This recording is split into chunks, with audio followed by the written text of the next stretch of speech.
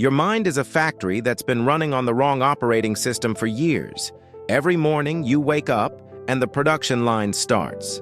But instead of building the life you want, it's manufacturing excuses.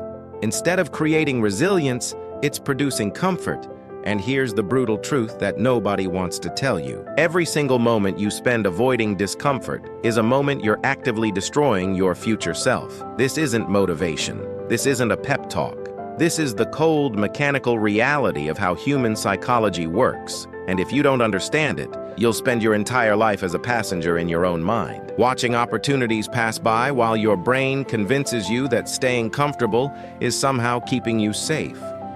Henry Ford didn't revolutionize manufacturing by making the process more comfortable for workers. He revolutionized it by making it more efficient. And right now, your mental factory is running at maybe 20% efficiency because you've programmed it to prioritize comfort over output. You've trained your own mind to be your enemy. The Stoics figured this out 2,000 years ago. Marcus Aurelius, literally the most powerful man in the known world, spent his nights writing about how the obstacle is the way, how discomfort is the price of growth, how avoiding pain is the same as avoiding life itself. He had everything: power, wealth, respect, and still, he knew that the only thing standing between him and a wasted life was his willingness to embrace what hurt. Let me show you what's actually happening inside your skull right now. Your brain has a system called the amygdala, and its only job is to keep you alive, not happy, not successful, not fulfilled, just alive. And in the ancient world, that made perfect sense. Pain meant danger. Discomfort meant potential death. So your ancestors who avoided pain lived long enough to pass on their genes, and you inherited that same system. But here's the problem. That system was designed for a world that doesn't exist anymore. You're not running from predators. You're not fighting for survival. But your amygdala doesn't know that. It treats a difficult conversation the same way it would treat a tiger. It treats the gym the same way it would treat starvation. It treats building a business the same way it would treat jumping off a cliff. Your brain is running software from 10,000 years ago, and you're wondering why you can't adapt to modern challenges. This is what I call the comfort trap, and it's the single most destructive pattern in human psychology. Every time you avoid something uncomfortable, your brain releases a little hit of relief. That relief feels like safety. It feels like you made the right choice. But what actually happened is that you just trained your nervous system to be more afraid next time. You reinforced the neural pathway that says discomfort equals danger. You made yourself weaker. And the truly insidious part is that this process is completely invisible to you. You don't feel yourself getting weaker. You just feel relief. Over and over, day after day, year after year, until one day you wake up and realize you've built an entire life around avoiding the things that would have made you strong. Ford understood something that most people never figure out. He understood that systems create results, not intentions. You can have the best intentions in the world, but if your system is designed to produce comfort, that's what you'll get. And comfort is not the same as peace. Comfort is not the same as fulfillment. Comfort is the slow death of potential. It's the factory running at minimum capacity because you're too afraid to push the machinery. The Stoics had a practice for this. They called it premeditatio malorum, the premeditation of evils. They would deliberately imagine the worst possible outcomes, not to torture themselves, but to build resistance, to show their minds that discomfort doesn't kill you, that pain is temporary, that the only real failure is never trying at all. Your dopamine system is working against you every single day, and you don't even know it. When you avoid something difficult, you get an immediate reward, relief. When you do something difficult, the reward comes later, if it comes at all. And your brain is designed to prioritize immediate rewards over delayed ones. This is called temporal discounting. And it's why you'll choose to scroll social media instead of working on your business. Why you'll choose to stay in bed instead of going to the gym, why you'll choose to avoid the difficult conversation instead of having it. You're not lazy, you're not weak, you're just running on default programming. But here's the thing about programming. It can be changed. The question is whether you're willing to do the work to change it. Let me tell you what happened to me when I finally understood this. I spent years avoiding difficult things. I told myself I was being strategic, that I was waiting for the right moment, that I needed more preparation. But the truth was simpler and more painful. I was scared. I was running the same pattern over and over. Avoid discomfort, feel relief, convince myself I made the right choice. And every single time I did that, I got weaker. Not physically weaker, but mentally weaker. My tolerance for discomfort shrank. My ability to push through resistance diminished. I was becoming a smaller version of myself. And I didn't even realize it was happening. Until one day, I looked at my life and saw the gap between where I was and where I could have been, and that gap was filled entirely with avoided pain. The Stoics called this akrasia, the state of acting against your better judgment. You know what you should do, but you do the opposite. You know you should have that difficult conversation, but you put it off. You know you should start that project, but you scroll instead. You know you should go to the gym, but you stay home. And every time you do this, you're not just avoiding pain. You're actively destroying your self-trust. You're teaching yourself that you can't rely on yourself to do hard things. And once that lesson is learned, once you've internalized the belief that you're the kind of person who gives up when things get difficult, that belief becomes a self-fulfilling prophecy. Here's where it gets even more brutal. Your brain has something called the default mode network, and it activates when you're not focused on anything in particular. It's the voice in your head that narrates your life, that judges your actions, that predicts your future. And if you've spent years avoiding discomfort, that voice has learned to be your enemy.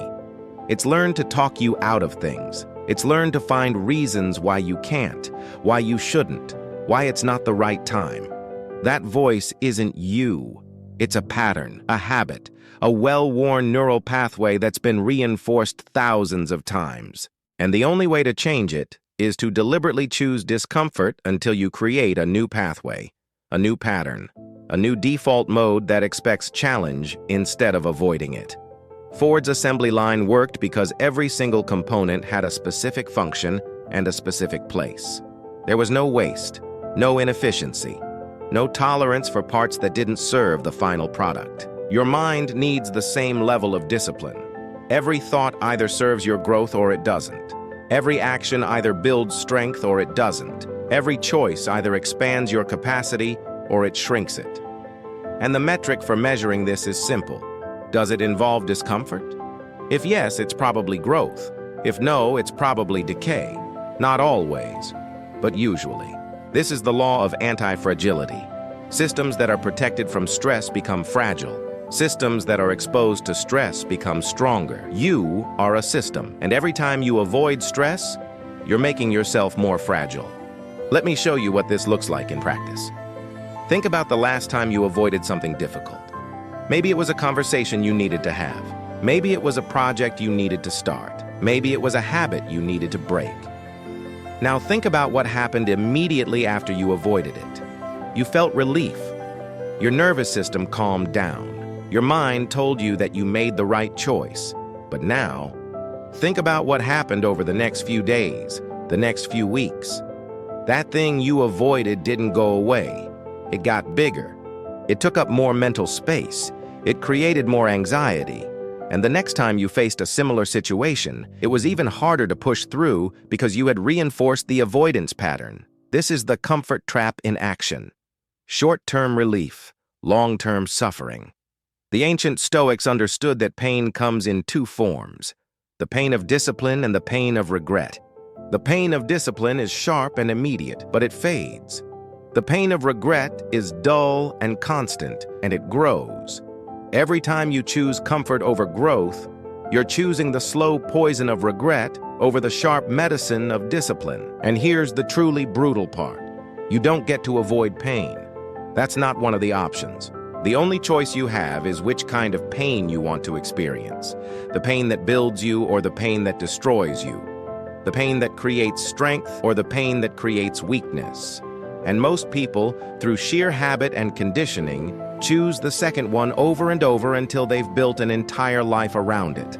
Your nervous system has something called neuroplasticity, which means it can change based on experience. But here's what most people don't understand about neuroplasticity. It's always active. Your brain is always learning, always adapting, always creating new patterns based on what you do. When you avoid discomfort, you're teaching your brain that discomfort is dangerous.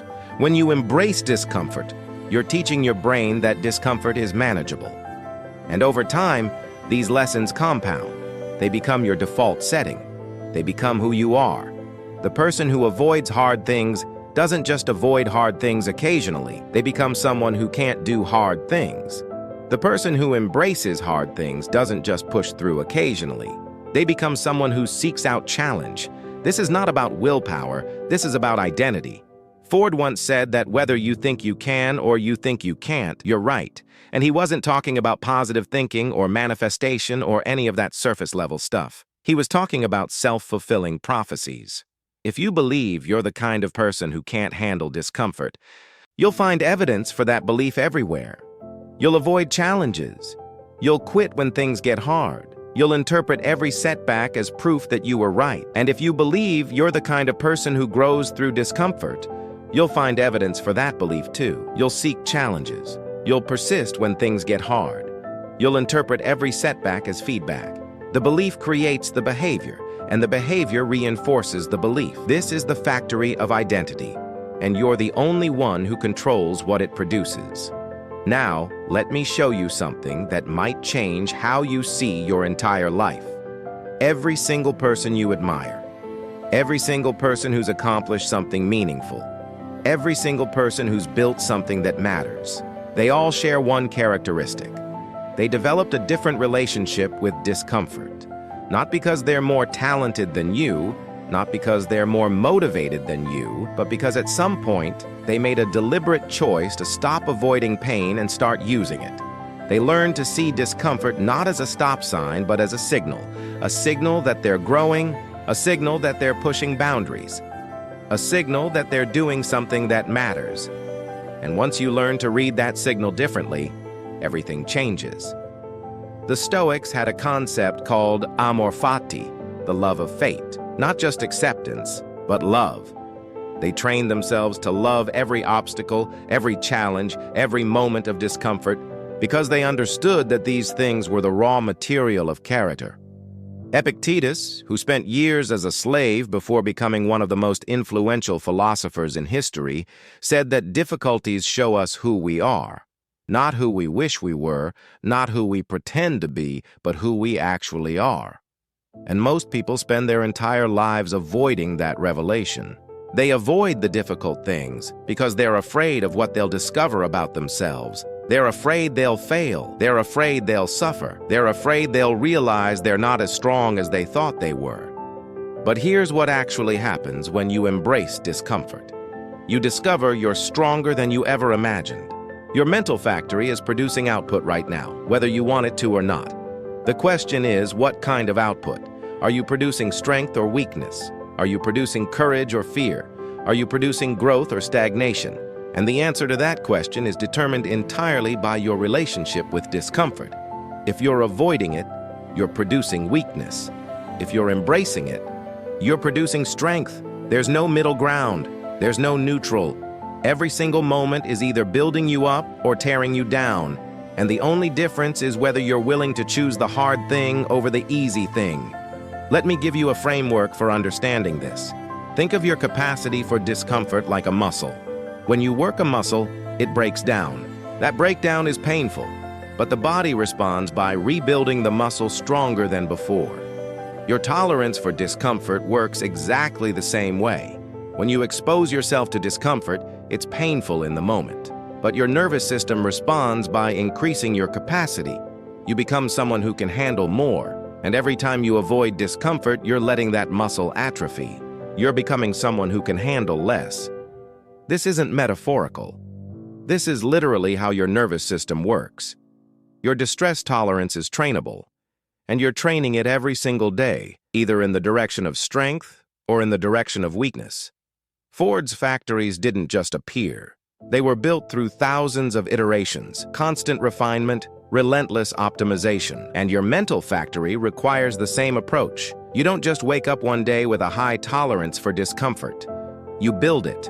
One small exposure at a time. One difficult choice at a time.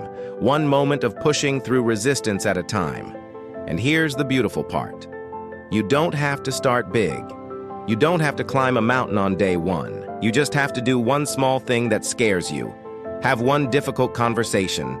Do one workout. Work on that project for 20 minutes. And then do it again tomorrow. And again the day after.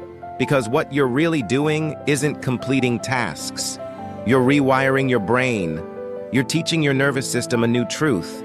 You're building proof that you're the kind of person who does hard things. The default mode network I mentioned earlier, that voice in your head, it updates based on evidence. And right now, if you've been avoiding discomfort for years, it has overwhelming evidence that you're someone who gives up. It has a catalog of moments where you chose comfort over growth. But here's the thing about evidence. It can be overwritten. Every time you choose discomfort, you're adding a new data point. At first, the old pattern will fight back. Your mind will resist. It'll come up with every excuse, every rationalization, every reason why you should wait. But if you keep choosing discomfort anyway, eventually the pattern shifts. Eventually, the new evidence becomes stronger than the old evidence. Eventually, your default mode network starts expecting you to do hard things instead of expecting you to quit. There's a concept in neuroscience called Hebbian plasticity, and the principle is simple. Neurons that fire together wire together. Every time you feel discomfort and then avoid it, you're strengthening the connection between those two states. Discomfort equals avoidance, over and over, until it becomes automatic. But every time you feel discomfort and push through it, you're building a different connection. Discomfort equals growth. And the more you repeat that pattern, the stronger that connection becomes, until eventually it's the automatic response. This is not about becoming some superhuman who doesn't feel fear or discomfort. This is about changing what you do with those feelings when they arise, feeling them and moving forward anyway. Marcus Aurelius wrote in his Meditations that the impediment to action advances action, that what stands in the way becomes the way. And this wasn't just philosophy. This was practical advice for daily life. He was saying that the thing you're avoiding is precisely the thing you need to do. The conversation you're putting off is the one that will create the breakthrough. The project you're scared to start is the one that will change your trajectory. The habit you're resisting is the one that will transform your life. Your avoidance isn't random. You're avoiding the things that matter most, because those are the things that require the most growth, that demand the most change, that will force you to become a different version of yourself. Let me tell you something that nobody talks about. Comfort is expensive. Every day you spend in comfort is a day you're paying interest on your potential, and that interest compounds. The longer you wait, the harder it becomes. The more you avoid, the more there is to avoid. The weaker you get, the more threatening everything becomes. You think you're saving yourself by staying comfortable, but what you're actually doing is creating debt, psychological debt. And eventually, that debt comes due. Usually in the form of a crisis, a health scare, a relationship ending, a career imploding, something that forces you to face what you've been avoiding. And by then, you've spent so long in comfort that you don't have the capacity to handle it. Ford understood that quality control isn't something you add at the end of the production line. It's something you build into every single step of the process, and the same is true for your life. You can't just decide to become disciplined when things get hard. You have to build that discipline into your daily routine when things are easy. You have to practice discomfort when the stakes are low, so you have the capacity when the stakes are high. This is what the Stoics meant by negative visualization.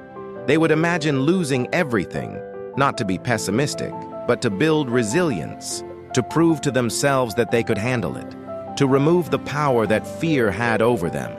Your brain has a risk assessment system that's constantly evaluating threats. And when you've been avoiding discomfort for years, that system becomes hyperactive. Everything looks like a threat. Everything feels dangerous. Your world gets smaller and smaller because your tolerance for uncertainty shrinks. But when you deliberately expose yourself to discomfort, when you prove to your nervous system over and over that you can handle hard things, that risk assessment system recalibrates. Things that used to seem impossible start to seem merely difficult. Things that used to seem difficult start to seem manageable. Your world expands because your capacity expands. This is the difference between someone who's trapped by their circumstances and someone who's liberated by their choices. Now, here's where most people get stuck. They understand all of this intellectually. They know they should embrace discomfort. They know they should do hard things. But knowing isn't enough. Understanding isn't enough. You need a system. You need a protocol. You need a specific, actionable framework that you can implement today. So let me give you one. It's based on Stoic principles, refined through modern neuroscience, and structured like Ford's assembly line. I call it the Deliberate Exposure Protocol. Step 1. Identify your specific avoidance pattern. What's the one thing you've been putting off? What's the conversation you need to have, the project you need to start, the habit you need to break? Be specific. Don't say I need to be more disciplined. Say I need to work out 3 times this week. Don't say I need to improve my relationships. Say I need to have a difficult conversation with my partner. Specificity removes the wiggle room your brain uses to avoid action. Step 2. Commit to the smallest possible version, not the ideal version, not the version you wish you could do, the smallest version that still creates discomfort.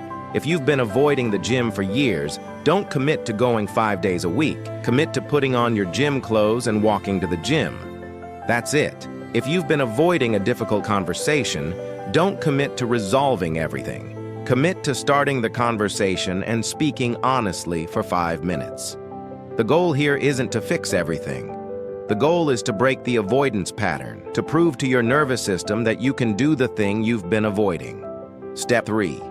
Set a specific trigger. Your brain loves automation. Give it a clear if-then statement. If it's 7 a.m., then I put on my gym clothes. If it's after dinner, then I sit down and write for 20 minutes. If my partner comes home, then I start the difficult conversation. Remove the decision-making. Remove the negotiation. Make the action automatic.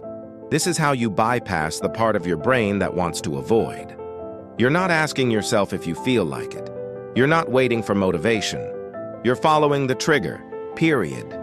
Step 4. Expect resistance and plan for it. Your mind will fight back. It will tell you you're too tired, that you can do it tomorrow, that this one time doesn't matter. Write down the 3 most common excuses you use and decide in advance how you'll respond. When your mind says you're too tired, you'll say, "That's just my nervous system resisting, I'm doing it anyway." When your mind says you can do it tomorrow, you'll say, "That's the avoidance pattern, I'm breaking it now." When your mind says this one time doesn't matter, you'll say, "Every single time matters, this is how I build evidence." You're not arguing with your mind, you're just following the protocol. Step 5. Track the exposure, not the outcome. You're not trying to have a perfect workout. You're not trying to have a perfect conversation. You're trying to do the thing you've been avoiding. That's the only metric that matters. Did you put on your gym clothes and go to the gym? Success. Did you start the difficult conversation? Success. Everything else is irrelevant for now. You're rebuilding your relationship with discomfort, and that requires simplicity. One clear action, one clear win. Repeat it until it becomes automatic. Step 6. Increase the exposure gradually. Once you've done the small version consistently for a week, make it slightly harder. Add 5 minutes to the workout. Have a longer conversation. Start the project you've been putting off. You're not jumping from 0 to hero. You're building capacity systematically. Ford didn't try to build perfect cars on day 1. He built a system that could produce perfect cars through iteration. You're doing the same thing with your nervous system. Small improvements compounded over time until you've become someone completely different. This protocol works because it respects how your brain actually functions. It doesn't rely on willpower. It doesn't depend on motivation. It's a system that produces results regardless of how you feel. And that's exactly what you need, because feelings are unreliable. Feelings will tell you to stay comfortable. Feelings will tell you to avoid. But systems don't care about feelings. Systems just run. And if you build the right system, you'll get the right results. The Stoics practiced something called the view from above, where they would imagine looking down at their life from a great height. seeing how small their problems really were, how temporary their discomfort really was. And this practice served a specific function. It broke the spell of immediate emotion. When you're in the middle of avoiding something, it feels huge, it feels insurmountable. But when you step back, when you see it clearly, you realize it's just a moment, just a choice, just a small amount of temporary discomfort that will fade within minutes. And on the other side of that discomfort is growth. On the other side is strength. On the other side is the life you actually want. Every single day, your mental factory is running. It's producing thoughts, emotions, behaviors, and ultimately, results. And the quality of what it produces is determined entirely by the inputs you allow and the processes you implement. If you're feeding your factory with avoidance, with comfort-seeking, with fear-based decision-making, that's what it will produce. Weakness, stagnation, regret. But if you feed it with deliberate discomfort, with courage, with systematic exposure to the things that scare you, it will produce something completely different. Strength, growth, the life you know you're capable of living. This isn't theory. This is mechanics. This is how human psychology works at the deepest level. Ford revolutionized the world by understanding one simple truth. If you control the process, you control the outcome. You can't control whether you feel fear. You can't control whether something is uncomfortable. But you can control your process. You can control your response. You can control whether you move forward or retreat. And that control, exercised consistently over time, is what creates transformation. Not talent, not luck, not circumstances. Just the repeated choice to do the hard thing instead of the easy thing, over and over and over until it's not hard anymore. Until it's just who you are. If you made it this far, I know something important about you. You're done making excuses. You're ready to build something real, and that means you're exactly the kind of person who belongs in this community. This channel isn't about motivation that fades by Wednesday. It's about systems that work regardless of how you feel. Every week I break down another piece of the puzzle, another protocol you can implement immediately, another way to engineer strength instead of hoping it appears. If that resonates, subscribe. Not because I'm asking, but because you deserve to have a resource that treats your mind with the same rigor Ford applied to his factories. The next video is already ready, and it's going to show you exactly how to turn your biggest weakness into your greatest strength.